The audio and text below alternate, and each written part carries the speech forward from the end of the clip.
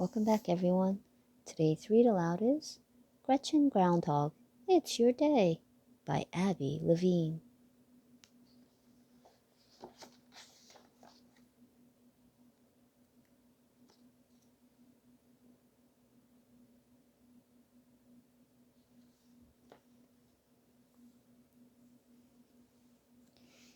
It was a dark and snowy night. Gretchen Groundhog sat in her burrow worrying. In a few days it would be February 2nd, when the world would be watching the little town of Piccadilly. On that day, for the first time, Gretchen would step from her burrow to stand before TV cameras, newspaper reporters, tourists, all the townsfolk, and a brass band. Everyone would be waiting as Gretchen looked for her shadow.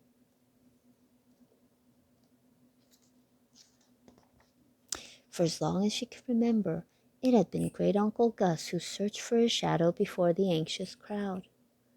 If he saw it, there would be a roar of disappointment, for this meant winter would last 6 more dreary weeks. The band would play slow, sad music, and Gus would trudge back into his burrow. If there was no shadow, the band would play a lively tune, and everyone would hug and cheer. Spring was around the corner.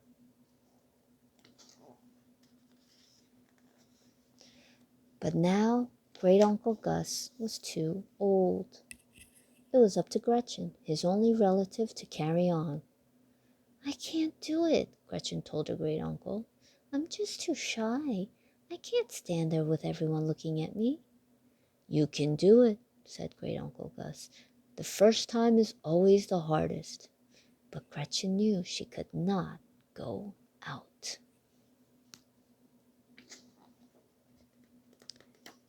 "Gretchen's not going out," the news flashed through Piccadilly. "What will we do?" the townsfolk asked each other.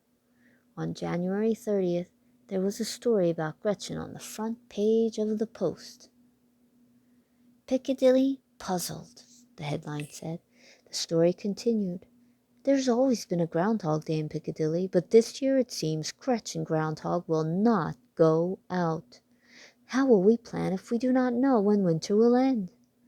The townsfolk stopped Gretchen on the street. They peppered her with questions. "Should we buy more salt to put on icy roads?" asked the mayor.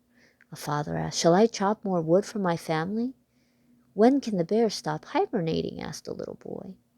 "Please," everyone begged. "Please, dear Gretchen, go out on Groundhog Day. Tell us when winter will end." But Gretchen only shook her head.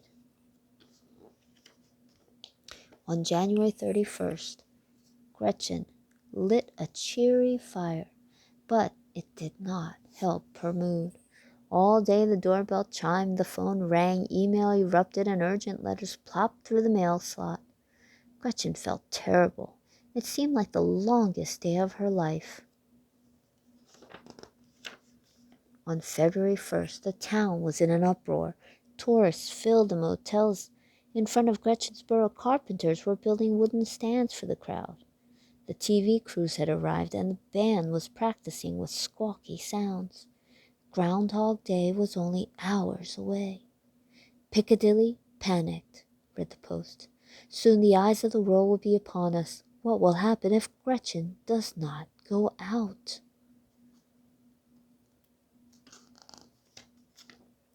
Knock, knock, knock. 3 townsfolk were waiting when Gretchen opened her door. "You must try, Gretchen," said the town historian. "There's always been a Groundhog Day in Piccadilly." "Do, Gretchen. I'll stand beside you," said the chief of police. "I'll make you famous," said the editor of the Post. But Gretchen only shook her head.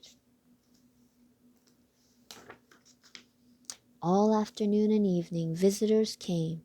Knock, knock, knock. "Gretchen, are you there?" Knock, knock, knock. "Gretchen!" That night, weary and sad, Gretchen fell asleep in her rocking chair, but she heard the townsfolk even in her dreams. Knock, knock, knock. "Please, Gretchen, open the door."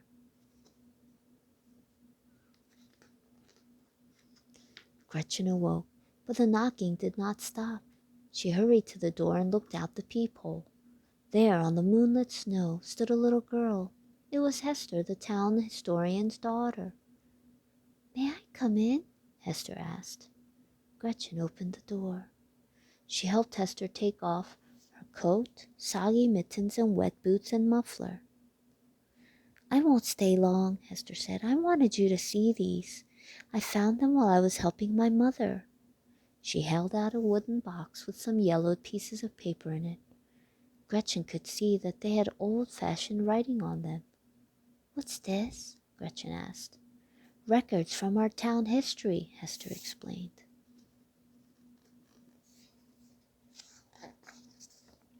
While Great Uncle Gus made cups of steaming cocoa, Gretchen studied the first piece of paper. "Tomorrow I must go out," it read, "to stand before the Pilgrims and the Indians. I am greatly afeared." It was signed Goody Groundhog. Gretchen was amazed. Goody Groundhog lived a long time ago. She came to America on the Mayflower, before there was a Piccadilly. "My mother says Goody told everyone the second winter would be better than the first," said Hester. "They were very good. They were very glad."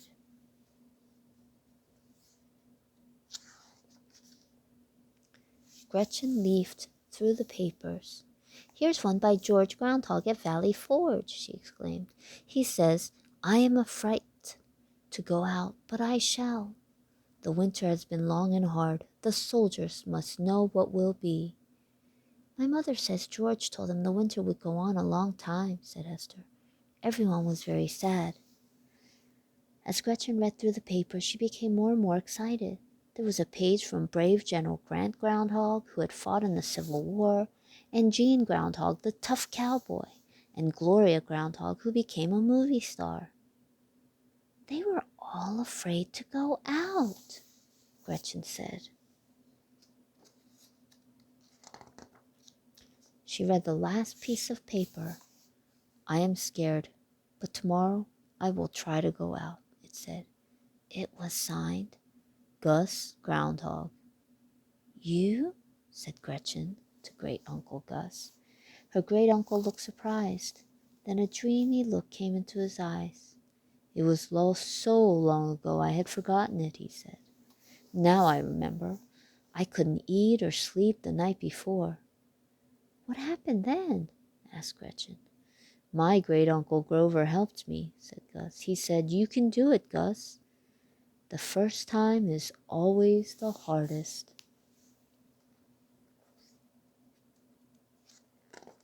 The clock began to chime. 9, 10, 11, 12. They counted together. "Oh my gosh, I've got to go," Hester said. "I've never stayed up so late." "Thank you for everything, Hester," Gretchen said. She and Hester gave each other a big hug. Gretchen went to bed and lay quietly in the darkness. She thought about the next morning, about all the townsfolk gathered, the TV cameras and the crowds, the blaring of the band.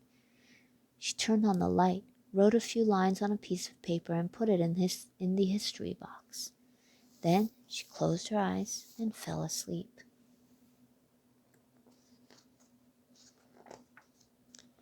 Gretchen's dreams were peaceful. She was awoken by the sound of voices and the squeaks of the band tuning up. She put on her coat and muffler, boots and mittens. She took a deep breath. "You can do it," she whispered to herself. Then Gretchen Groundhog flung open the door and stepped out into the February morning.